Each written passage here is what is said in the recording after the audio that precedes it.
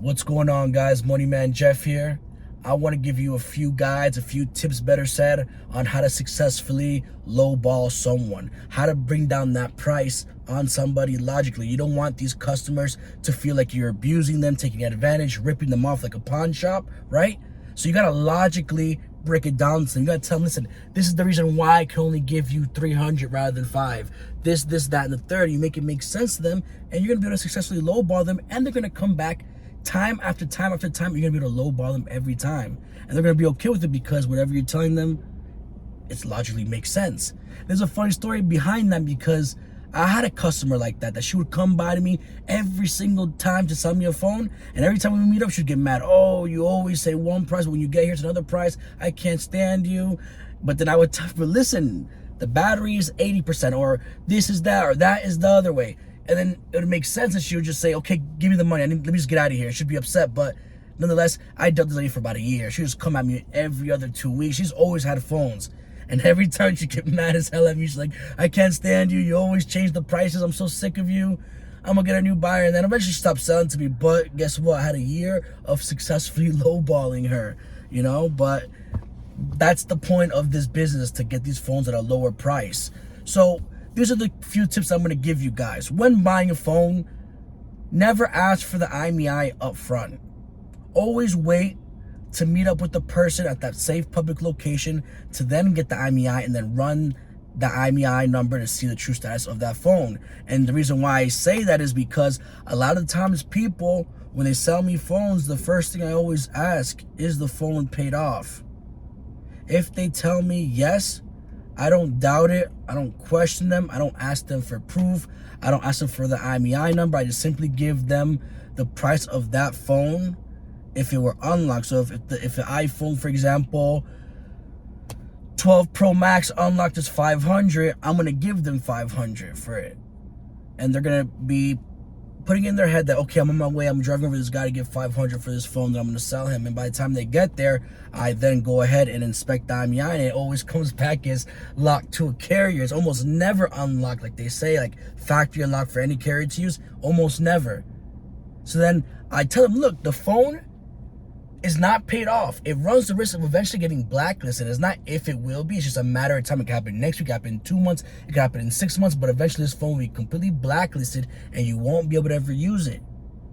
It's completely cooked. It's over with. The phone's not paid off. Unless you pay this phone off, I can't give you more, because you cannot connect this phone to any network. It's just a pretty brick. We're going to use it for parts. We're going to ship it somewhere else that the wholesalers know what to do with it. And you let the customers know the reality of it, they're going to say, okay, yes, this makes sense. The phone isn't paid off.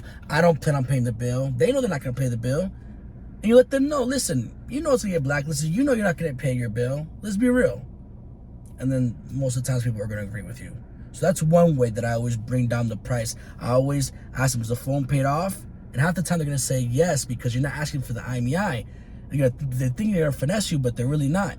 They're really not. So that's what I do. I give them one price based on whatever they tell me, hoping that they're lying. And once they give to me, thinking they're going to get one price, I then use my reasoning. I use the IMEI checker, SIG-W, and I say the phone is not paid off, and boom, that's how I get the phone at a lower price.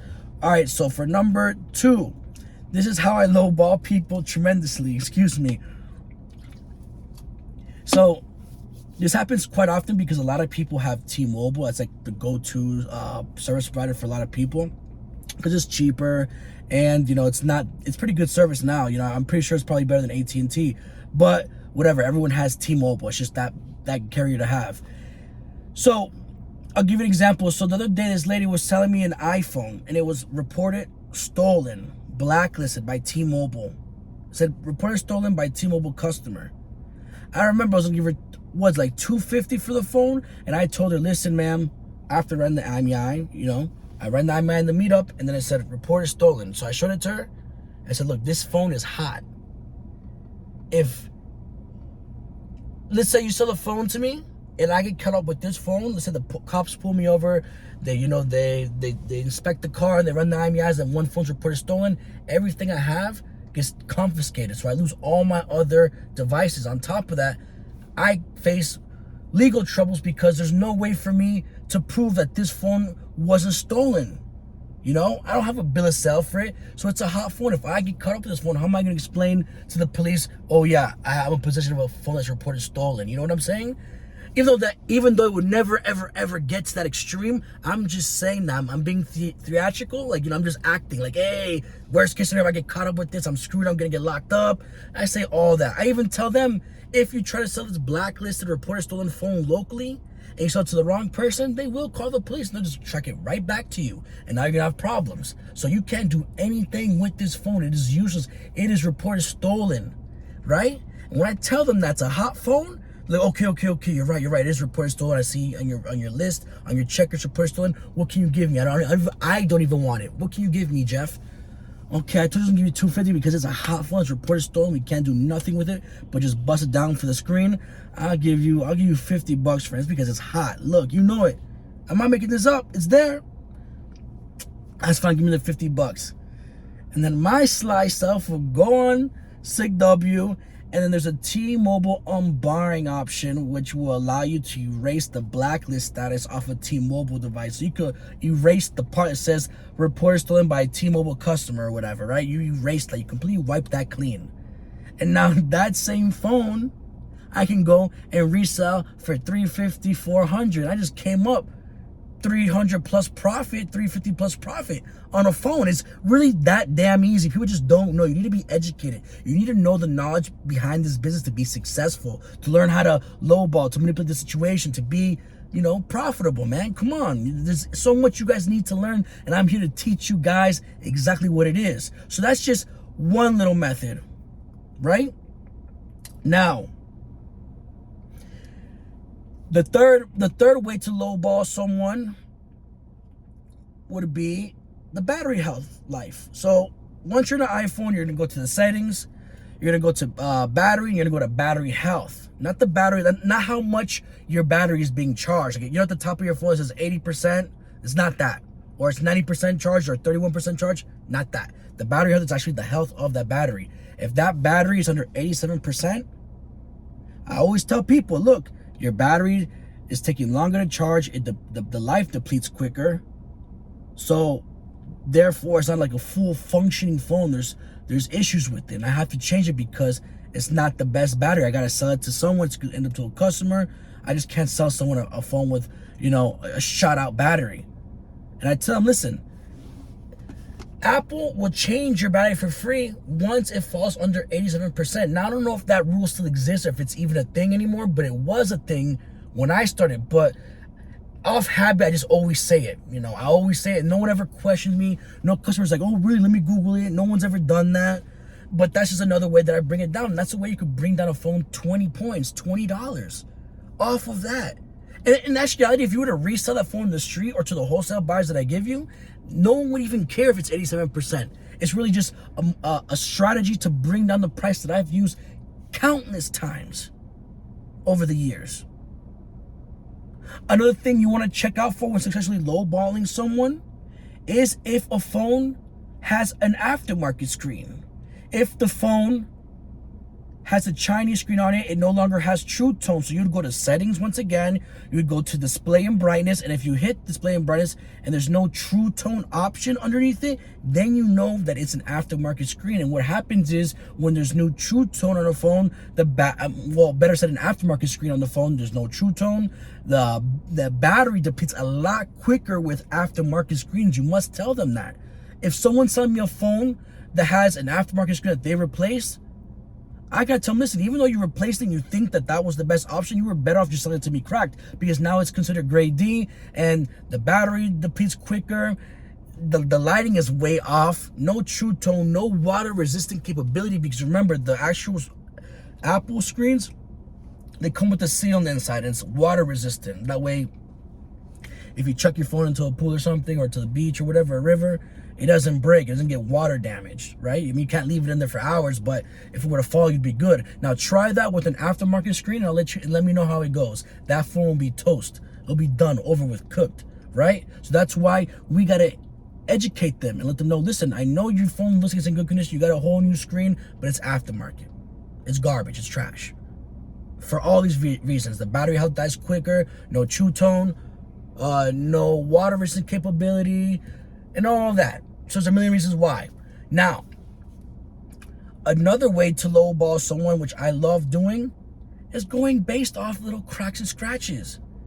Any little thing that I see in the frame of a phone, any little scratch, anything, I deduct, because that's what I always ask people. Is the phone in good condition? No scratches, no marks. And a lot of times people are going to say, no, it's in great condition. And you get this cracked back, cracked front, it's all fucked up, you know? So that's the funny part, that people would say, oh yeah, it's in great condition. You know, or oh, the back is cracked. You take off the case and the back is cracked. Oh, I didn't think about opening the case. I didn't know it was cracked. Whatever. The point is, I always ask them if it's in good condition, no cracks, no scratches, no damages, like none. So when I get there, I see the slightest thing, boom, I deduct in the ass. Bam, kill them, right? Bring it down 50 points, 60 points. So I'm gonna give you an example. I can't remember if it was it happened a couple months ago. It was an iPhone 13.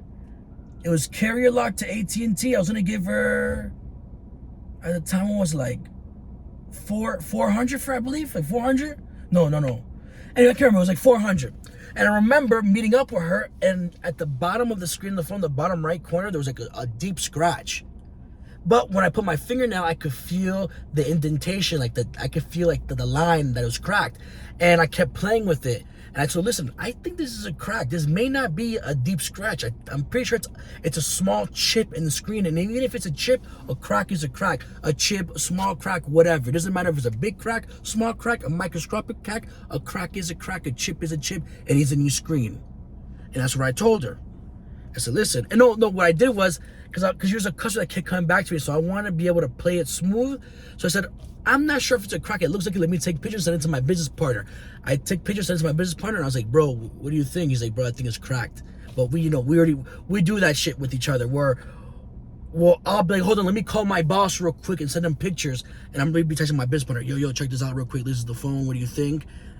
What do you think? Like, and then I'm gonna call you real quick and I'll be on the phone with him. So yeah, bro, look, I just sent you the pictures. What do you think? And then he'll tell me, oh, bro, yeah, it's definitely a crack, or oh, it's that. And then he'll make it seem like it's worse than what it really is while I'm on the phone in front of the customer.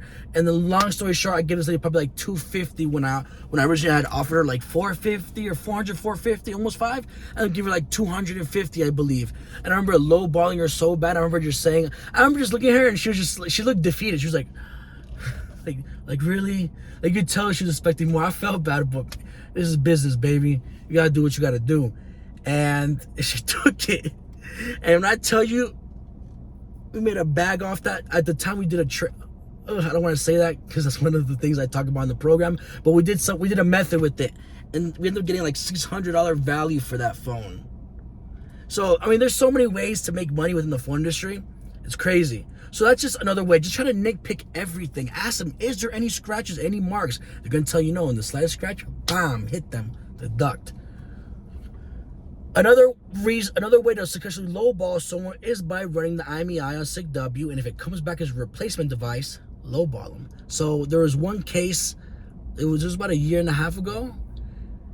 And I remember it to this day so clearly, because it's the first time I actually implemented that. And remember, some guy was selling me two 12 Pro Maxes, 5 12GB. At the time, I gave him $750 each.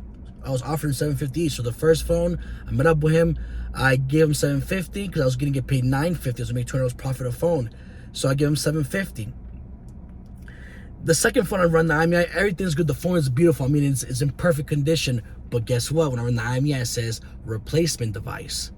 So I showed him, like, hey, listen, this phone's a replacement device. You didn't tell me that. What happened to it? Oh, yeah, the screen cracked. I turned it in. They fixed it, gave me another one. I'm like, okay. But you know, since it's a replacement device, that it may not have Apple genuine parts, which is a complete lie, because if Apple replaces it or should replace it, it's going to be 100% Apple parts. Or it could be. Maybe wrong, but I'm 100% it is. But I'm just saying that because I know he doesn't know. And if he does know, then whatever, I took a chance. You know, and I just said that. And I said, well, also, besides the fact that it may have aftermarket cheaper Chinese parts, since it is a replacement device, on top of that, this phone does not qualify for Apple Care. It does not qualify for any type of insurance. So if this phone gets stolen, if it breaks, that's it. It's over with. It's already been replaced. I can't do anything with this phone and the IMEI attached to this phone. And so listen, because of that, I can only give you $650 for this phone. He's like, oh, no, dale, papa. He was a Cuban guy. He's like, oh, yeah, do it. It's all good. Yeah, you're good, bro. Just take it. Boom, give him the $650 for it. I made $100 extra profit because I came up with a quick little, a finesse, a strategy. Let's not call it finesse, let's call it a strategy, a lowering the price strategy on the phone. And I did it. So I made $500 off that one dude. And that's just another way that you guys can use this strategy to bring down the prices on these devices. I mean, look, there's so many ways to pretty much lowball someone. These are some of the ways to do it. If you guys want to learn more ways, more strategies, I will be covering it in the consultation calls that we have in my course. Remember, I give free mentorship, so you'll be able to do good with the business. You're not left alone. I got you. Just follow the videos, hit me up, and you'll be good. Anyways, guys, if you're interested in learning more about the course, as you know, link will be in the description to book a call with me, and we'll chop it up. We'll talk and, pick my brain, ask me questions if you're interested in getting into the business. Obviously, the most important thing is your due diligence and actually ask questions before you give anyone your money. So shoot me 1,000 questions. Jeff, what's the probability of this? Jeff, how do I know that I'll be able to pick up phones every day? Will there ever be a day where I won't be able to pick up? I'm nervous about it. I'm not too sure. Or just any question you have, please contact me. I'm here to inform you on pretty much the ultimate business. This really is the best business out there. It's one of the best businesses because you don't need a lot of money to get started. It's a hot commodity. People love iPhones. People are crazy for them. They're always coming out with them, so it's not like they're, not abundant. They're everywhere. This is an overall great business. Quick way to get started, flipping your money quickly. Want to learn more information? Book a call with me and really get involved with this program because this will change your life. Take care. Catch you in the next video.